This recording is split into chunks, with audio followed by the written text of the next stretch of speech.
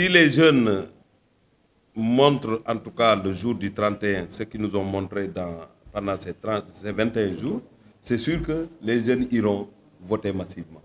Parce que ces jeunes-là sont des jeunes conscients.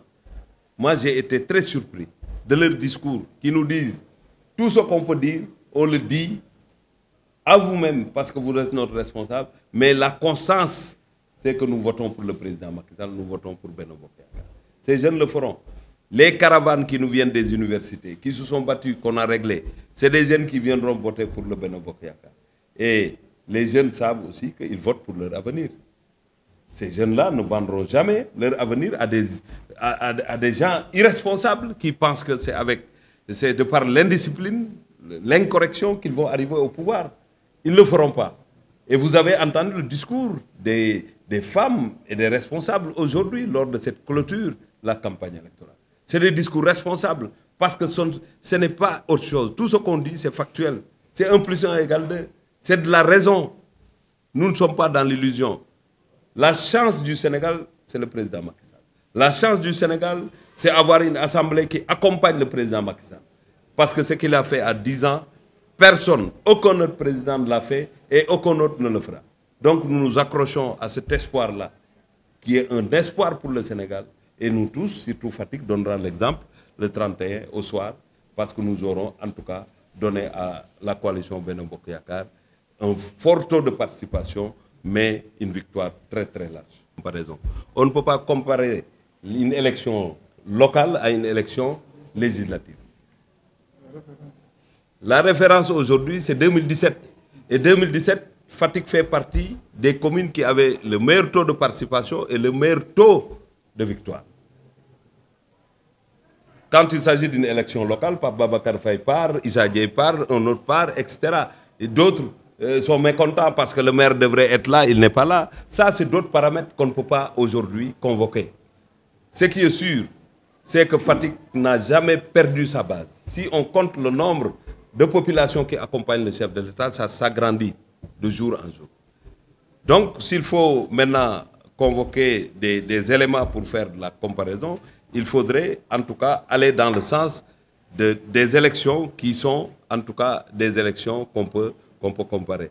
Et les élections législatives de 2017, nous avions vers 85%.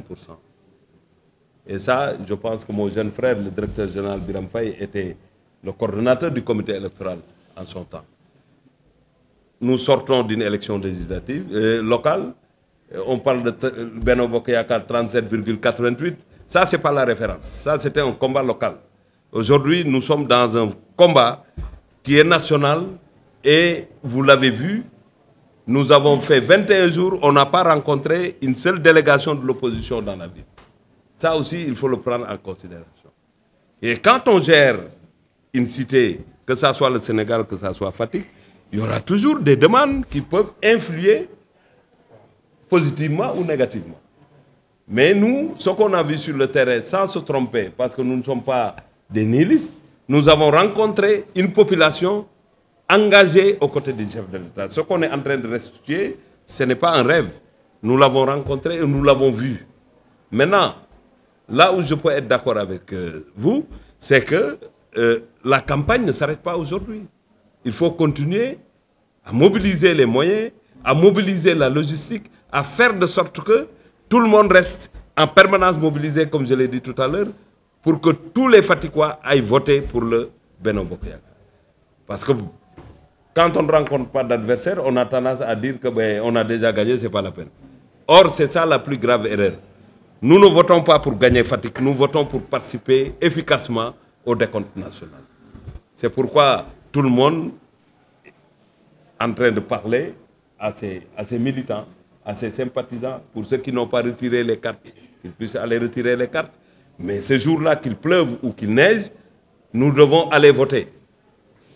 Nous sommes en plein hivernage, même s'il y a la pluie, ça n'arrêtera pas ces jeunes assez engagés, ça n'arrêtera pas les grands responsables, les femmes.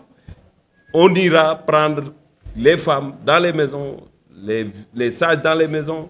Les jeunes feront le job pour que tout le monde puisse voter et qu'on atteigne un taux jamais égalé pour un taux de participation Là aussi, c'est une erreur. Ce qui touche la ville de Fatick, la commune, ce n'est pas 1000 cas.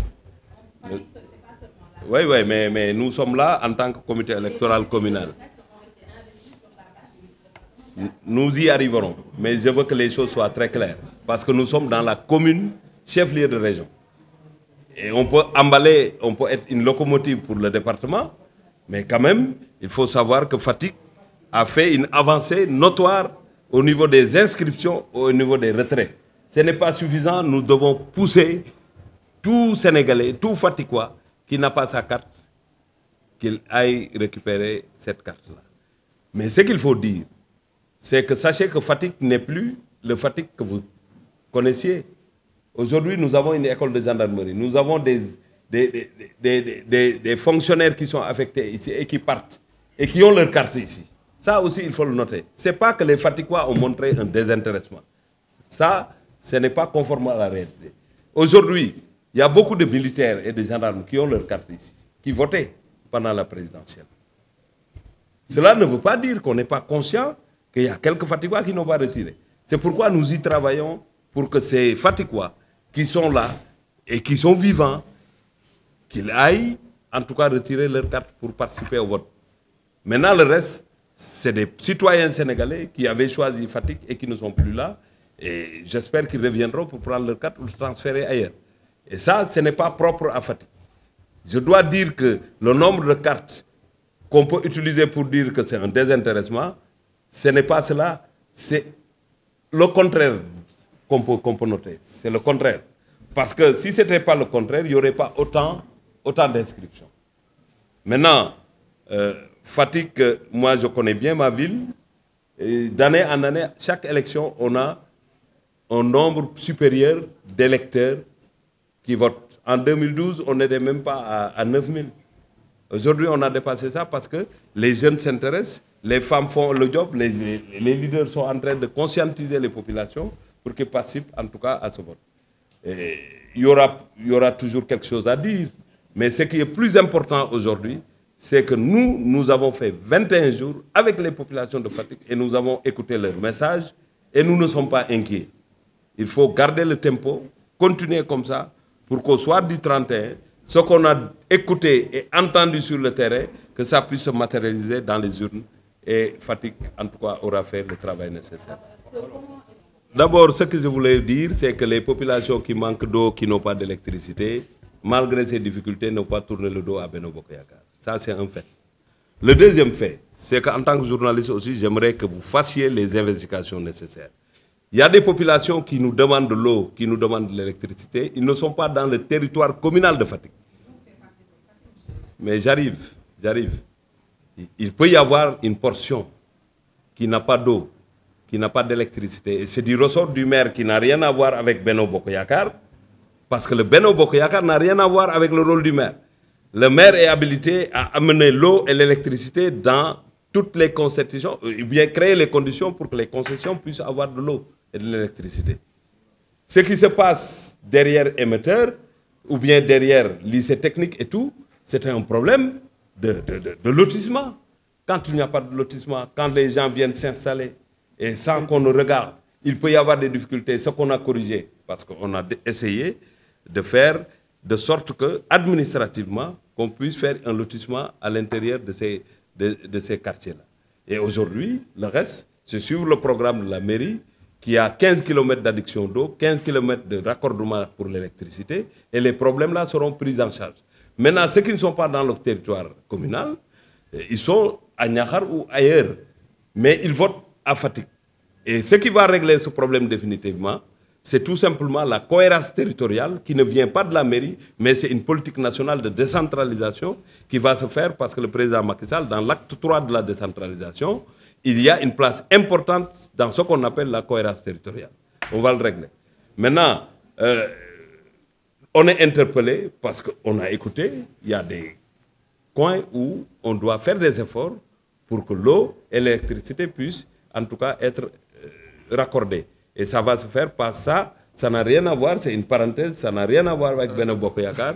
C'est Matarba avec le conseil municipal où on trouve toutes les coalitions et les listes qui ont des conseillers Donc nous formons un groupe pour prendre en charge les préoccupations des Faticois.